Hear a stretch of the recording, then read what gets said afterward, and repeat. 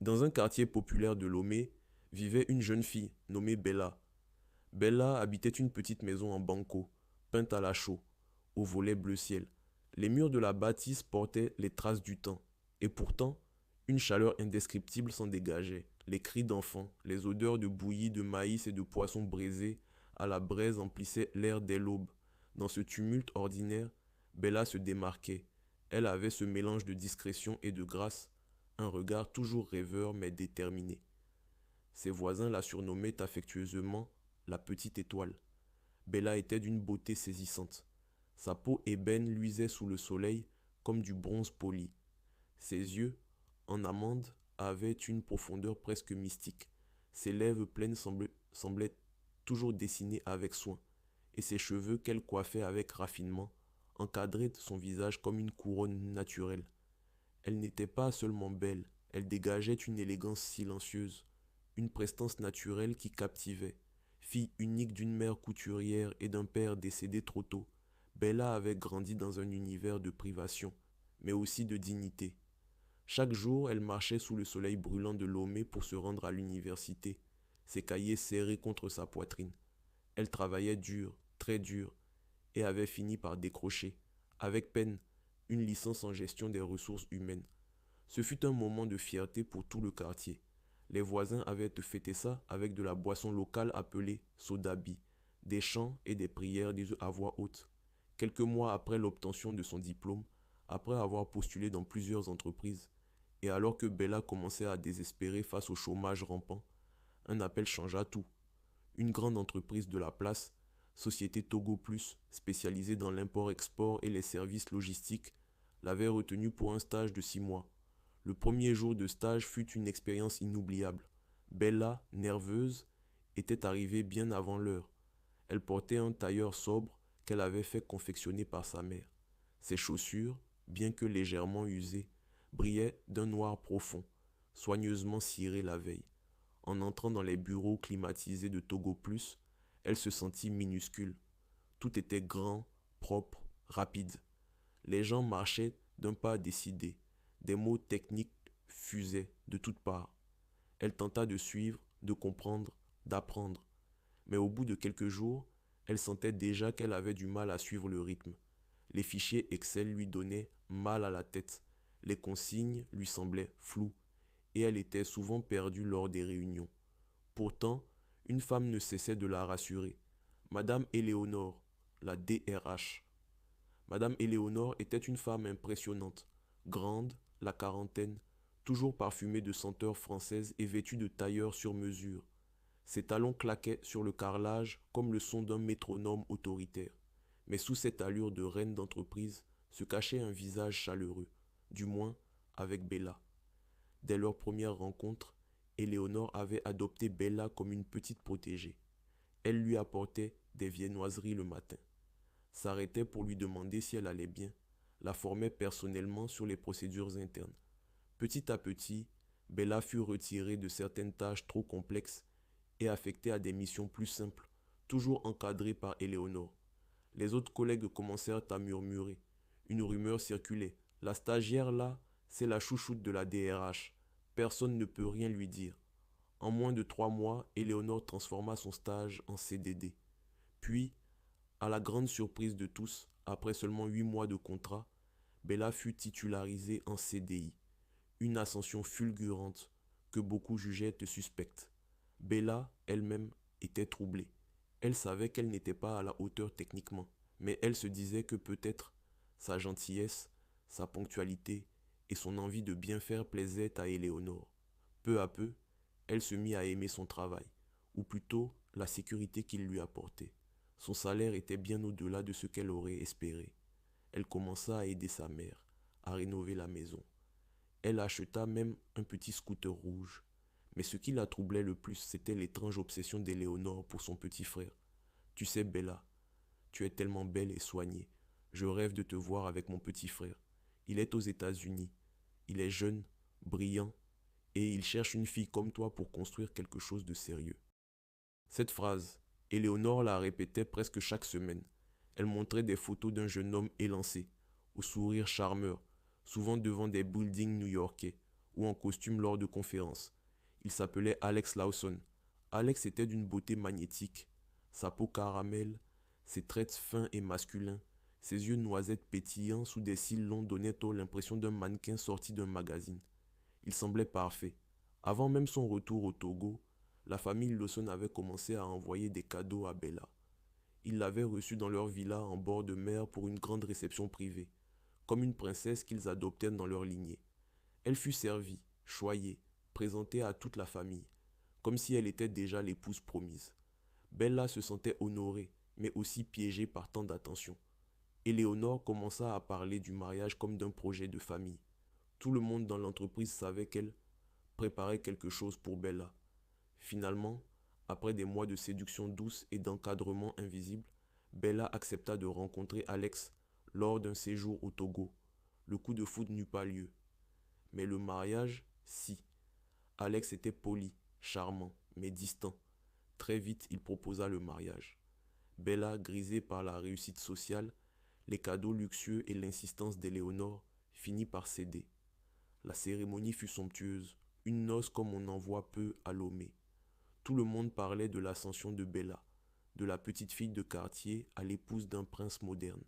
Elle emménagea dans une grande villa, fut reçue dans des dîners, devint Madame Lawson. Mais dès la nuit de noces, le désespoir commença à s'installer. Alex ne rentra pas. Bella, parée d'une robe de nuit en soie, attendit toute la nuit dans leur chambre décorée de pétales et de bougies. Lorsqu'il revint au petit matin, titubant, il s'excusa vaguement. Mes amis m'ont kidnappé pour une dernière soirée entre mecs. J'ai trop bu, j'ai dormi chez eux. Bella sentit son cœur se fendre. Les jours qui suivirent furent encore plus froids. Alex l'évitait, prétextait le travail, les appels à l'étranger, la fatigue. Il ne la regardait presque pas. Bella se sentit seule, prise au piège dans un rôle qu'elle n'avait pas choisi. Dès les premiers jours de son mariage, elle comprit que quelque chose n'allait pas. Alex était distant, froid, presque étranger. Chaque soir, elle se retrouvait seule à table, son assiette intacte, tandis qu'Alex prétendait avoir déjà mangé. Il rentrait tard, parfois sans un mot, et dormait dans la chambre d'amis, sous prétexte de réunions tardives ou de fatigue intense. Les murs de la grande maison luxueuse semblaient l'écraser. Chaque pièce froide et bien décorée lui rappelait son isolement.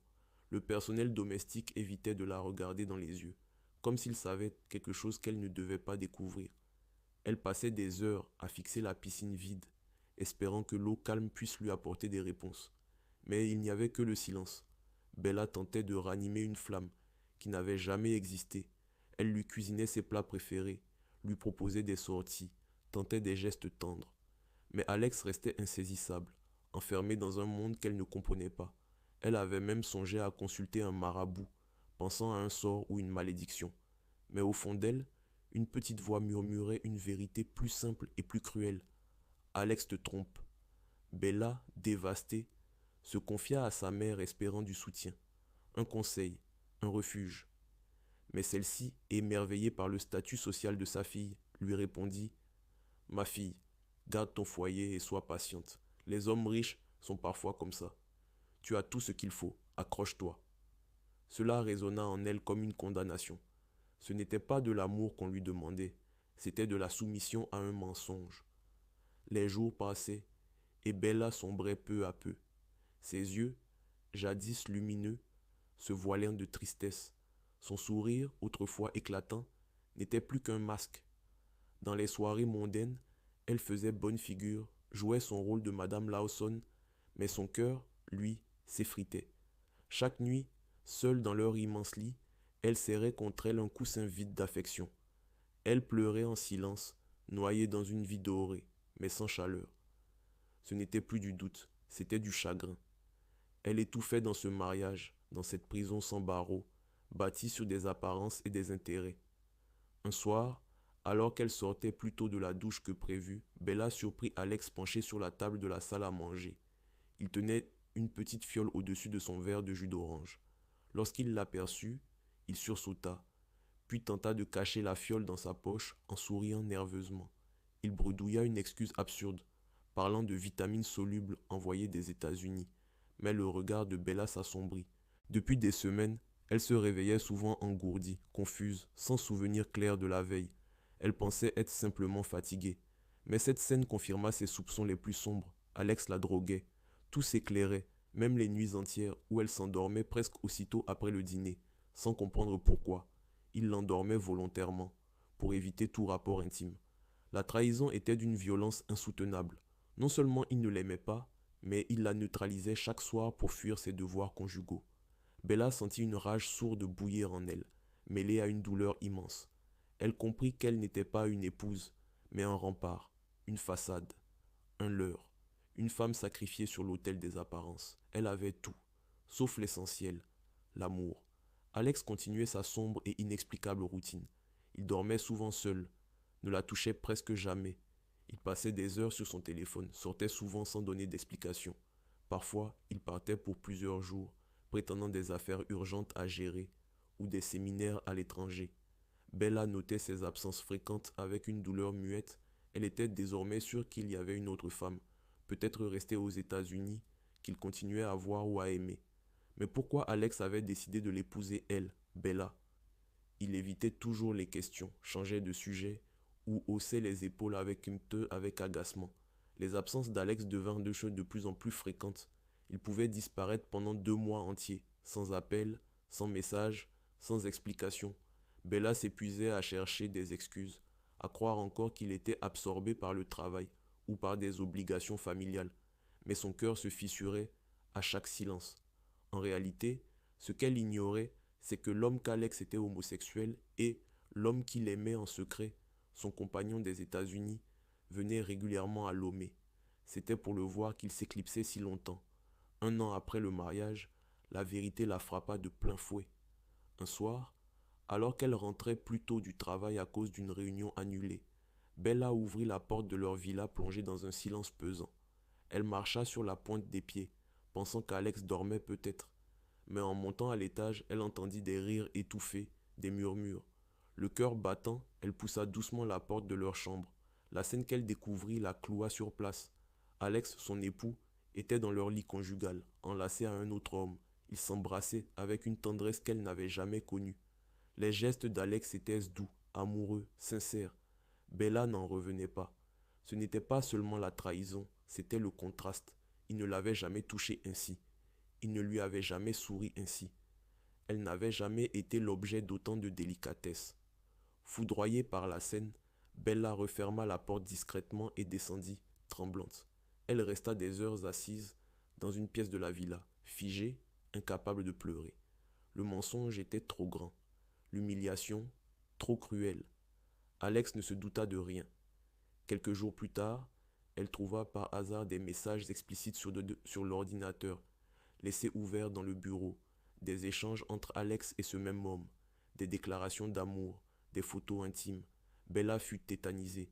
Elle comprit. Tout s'éclairait. La distance, l'indifférence, la froideur. Elle affronta Éléonore.